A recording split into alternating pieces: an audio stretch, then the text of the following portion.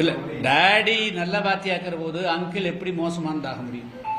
அப்போ என்னென்ன வார்த்தை தமிழில் வந்து நல்ல வார்த்தை, என்னென்ன வார்த்தை கெட்ட வார்த்தைன்னு ஒரு டிக்ஷனரி கொடுத்துட்டாங்கன்னா எல்லாருக்குமே சொல்லி இதை பயன்படுத்தக்கூடாதுன்னு சொல்லிடலாம்.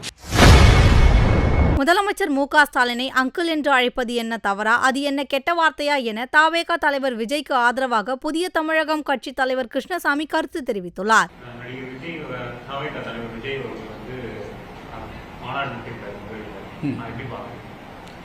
மாநாடு வெற்றிகரமாக நடத்திக்கிறாரு, வாழ்த்துக்கள்.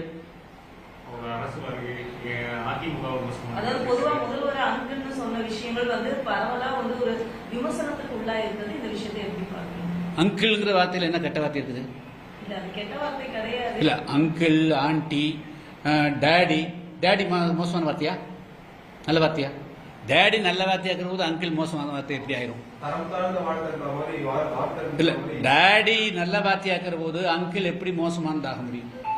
அப்ப என்னென்ன வார்த்தை தமிழில் வந்து நல்ல வார்த்தை, என்னென்ன வார்த்தை கெட்ட வார்த்தைன்னு ஒரு டிக்ஷனரி கொடுத்துட்டாங்கன்னா எல்லாருக்குமே சொல்லி இதை பயன்படுத்தக்கூடாதுன்னு சொல்லிடலாம். அவங்களே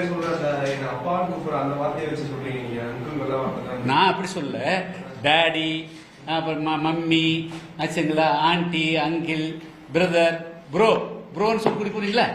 இதெல்லாம் நல்ல வார்த்தையா கெட்ட வார்த்தையான்னு முதல்ல வந்து ஒரு டிஸ்கஷன் பண்ணி கவர்மெண்ட் அறிவிச்சதுன்னா அப்புறம் அதுக்கு பிறகு நம்ம வந்து இது கெட்ட வார்த்தையா நல்ல வார்த்தையான்னு சொல்லலாம்.